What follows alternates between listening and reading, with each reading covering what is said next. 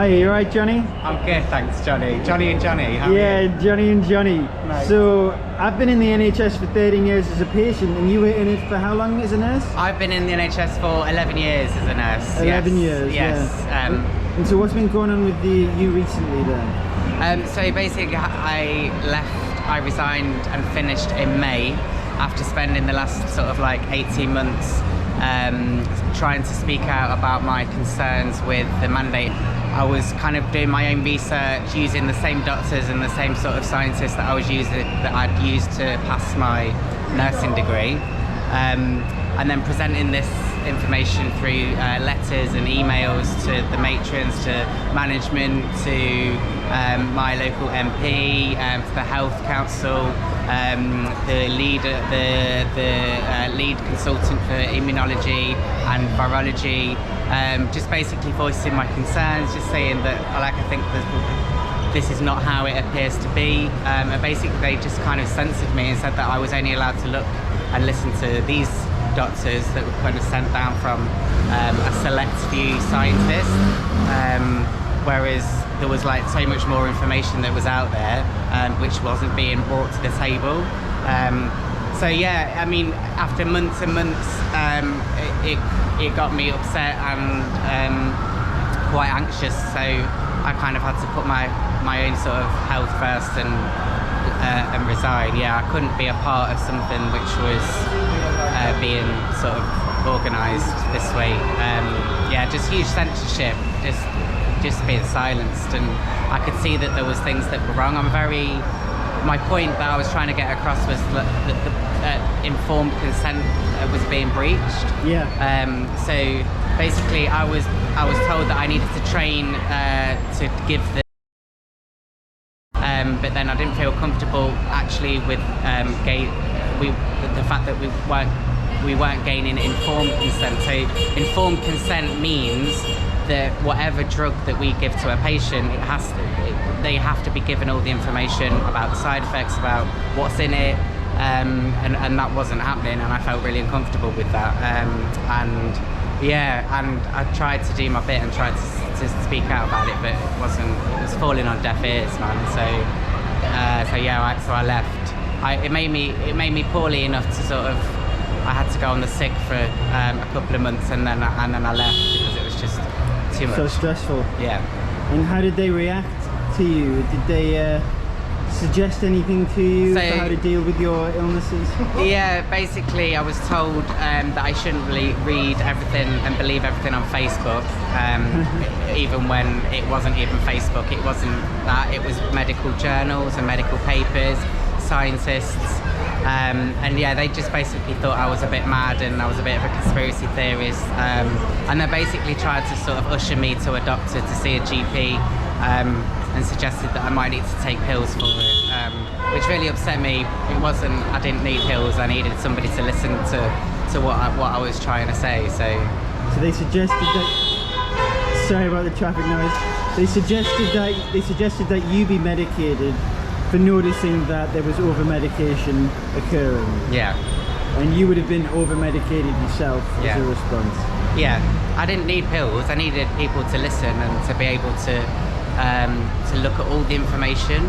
So I was finding information all over the place, but like I said before, it wasn't getting through.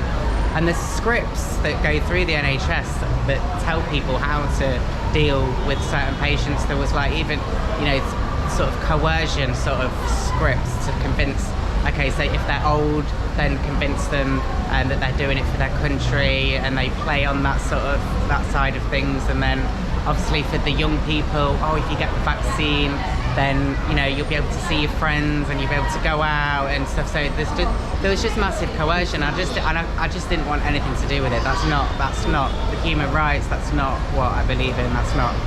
It just wasn't right. So. Yeah, the war rhetoric for the older people. Yeah. Classic. Make them nostalgic for their childhood. Yeah. That's it. So so I've come along to the march today just to sort of to be present and to give out as much love and light, because we kind of need it. I'm not here to convince anyone of anything. I'm not here to coerce people to do something or not to do something. That's really not my place. But I will continue to speak my truths, and I'll continue to get my message out there. But if people resonate with that, then that's great. And then if they don't, then they're still loved, and I still have so much compassion for all of them. So we're in it all together. Oh, I love that message. I think you're really badass for standing up to the NHS and fighting your corner for as long as you did. Because a lot of people just rolled over, thought about the mortgage, thought about the derision from the peer group, and they couldn't face it and they couldn't handle it. But you stood up for what was right. I mean, and I heard the same stories. There's people working in the healthcare sector that have got, you know, they might be a single mum, they've got children at home, you know, they've got like a roof to put over their heads, they've got a mortgage to pay, and it's frightening, you know. And some of these people are a lot older as well. So you tell like a 50, 60-year-old, oh, you're gonna have to find a new career. Like that's not, it's just not good. Like people, and that's why people have gone along with it, because they've been pressured into it. When actually, do you know what? I've not heard one single person say, I'm getting my health. It's always been, oh, I'm getting it because I want to see me nan, or I want to go on holiday, I want to get into the pub, are you crazy? Like, what is that? Like, that's completely not a reason to inject something that's, at the end of the day, is still an experiment. We don't really know what the long-term effects are. So yeah, I just don't want anything. I want anything to do with it. You know, people think I'm mad. That's okay. But like I said, I'm gonna keep speaking my truths and doing what I'm doing. Exactly. And what do you think about that doctor I ran into in the pub the other day, who said that people who don't take jab should be locked down because we're responsible for his ICUs getting overflowed? Boris Johnson's doctor, he literally thinks that the most poor, disabled and vulnerable people in society should be locked down. It's mass control. Mass control, and the people that are vulnerable are going to be targeted. And clearly I mean, I didn't see the thing, but if that's what's happening, then and wow, what a coward, targeting on people that are defenseless and vulnerable like that. Really? Yeah, I mean, you're a doctor, right? So you're supposed to look after the vulnerable, the disabled, but he actually wants us locked down because he blames us for giving to the people who are most vulnerable to it, which is actually the disabled and the elderly in the first place. And what will happen is, after this protest that's gone on in London today, is that there'll be a spike in whatever it's called, and we'll probably be blamed for that. We'll be classed as the dirty people, the people. I mean, if you look in Austria and Germany, that's already going on, man. There's actually signs in shop windows saying welcome. Like, it's all kicking off. I mean, I just thought we would have learned from. It's a massive insult to everybody that died. I mean, like, for example, like people like died and went through so much shit for, you know, for what? Like, we're literally, what are we gonna do? Repeat that? Are we just gonna repeat that? Like, we have learned nothing, and this is why this is all kicking off. But I think the light is the tables have tipped now.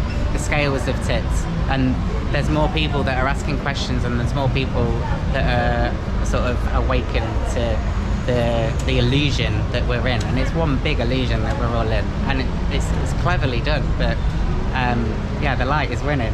It looks chaotic out there, and it looks like it's getting worse, but it's getting louder and it's getting seen. It's not getting worse, it's getting louder, it's getting seen.